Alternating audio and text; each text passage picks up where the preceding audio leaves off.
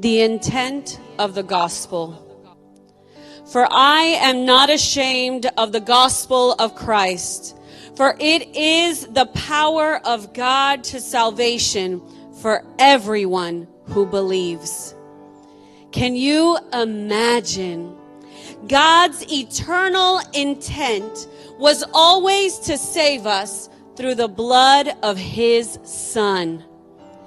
This was settled in eternity long ago, if one could say such a thing concerning eternity.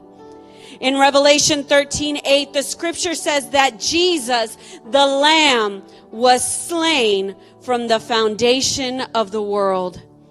God paid for our salvation before he ever created man. Jesus was always the answer for sin and sinners.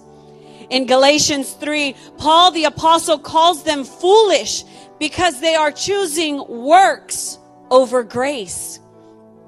His admonition is, "O foolish Galatians, who has bewitched you that you should not obey the truth, before whose eyes Jesus Christ was clearly portrayed among you as crucified?" It is foolish to think that we don't need to be saved from our natural sinful state. It is foolish to think that we can save ourselves with more humanism.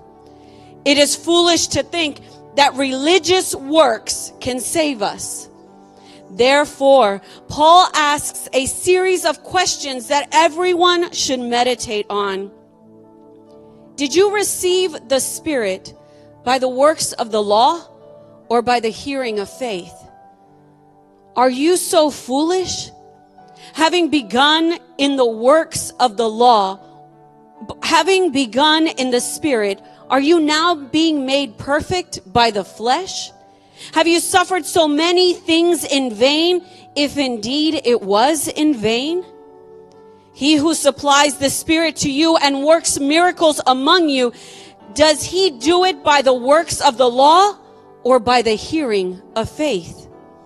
Paul's questions are designed to cause them to think.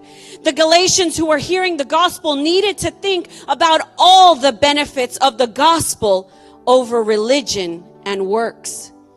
We must become very clear. Jesus is the reason we are saved. He is the cause for our continued salvation. Salvation is by faith in him and his blood. We believe that God the Father has accomplished his eternal plan to save us in the life, death, and resurrection of his Son, Jesus Christ. The gospel shows this in emphatic fashion.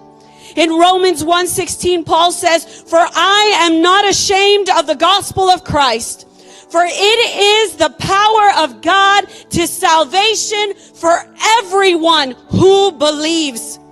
In his letter to the Galatians, Paul's aim is to show them the power of the gospel of God, namely the testimony of his Son, Jesus Christ.